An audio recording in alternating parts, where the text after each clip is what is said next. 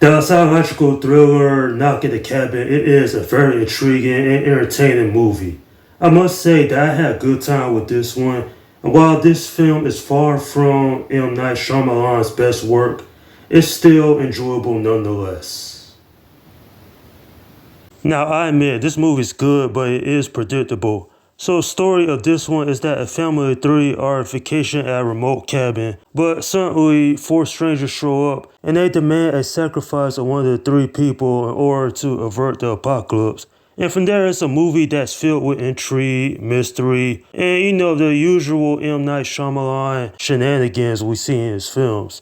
I must admit, there's a lot about this film, the acting, the visual shots, and especially the story. Now, the story ain't one of the best, but in true M. Night Shyamalan fashion, there is a twist at the end, but it's not big. And quite frankly, I thought this movie could have been much better than what it turned out to be. Now, M. Night Shyamalan, he is known for his shocking and twisted endings. And really, this movie doesn't have that. Now, granted, there are some moments where they play up to what's going to happen, but it just stays on that one entire note. And I felt some of the scenes in this movie felt a little bit rushed, in my opinion. And the 100-minute runtime does help this film simply because it doesn't drag on too long. And because of that, this film doesn't overstay its welcome. Nonetheless, though, at the end of the day, if you're a fan of M. Night Shyamalan films, check this one out because this is an intriguing film you just have to see for yourself. Now, I did go into this film with low expectations, and the reason being is because M. Night Shyamalan, he hasn't had a great track record recently. Some of his last few films have been terrible, but overall, I really thought this film was worth looking through, and I was pleasantly surprised, especially considering how good the acting is. Like, literally, Dave Bautista, he is the highlight of this film. Like, this man went from a wrestler who won world championships in WWE to being a serious actor. Like, he even said himself that he wanted to be taken seriously. And I think the first time I took this actor as the real deal was his performance in some of the movies he's been in over years, where it was in Army of the Dead, Doom, or even some of his earlier films. Like, he really wanted to hone his craft better. Now, the three actors that played the family in this film, they also did a good job. And actually, the whole entire cast did a good job. And one thing I will say is that this movie is not the best work from M. Night Shyamalan. He's had better movies than this, such as The Sixth Sense, or even like Signs. Like, this film, there is some issues I had with it. There was a few plot holes here and there. I was like, okay.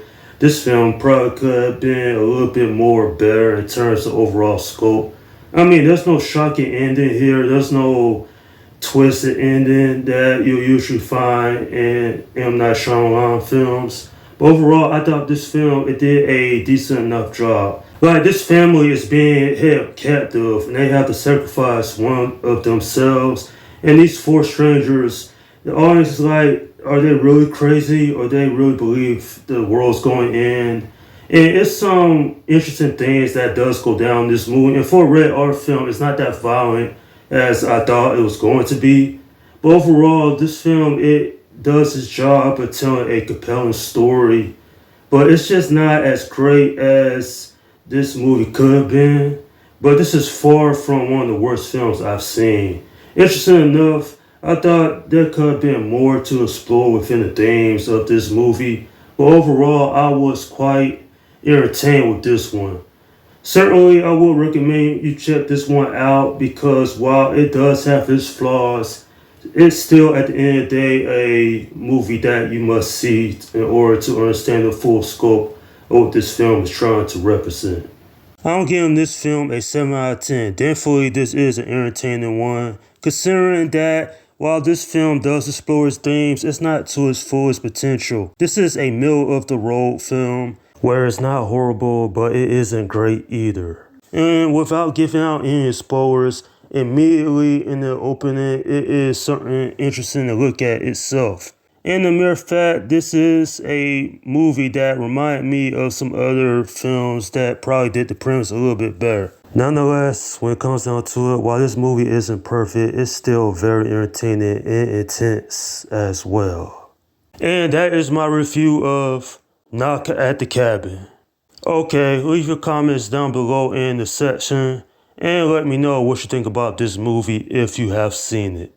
Alright, this is Slum Guy 172 saying peace out.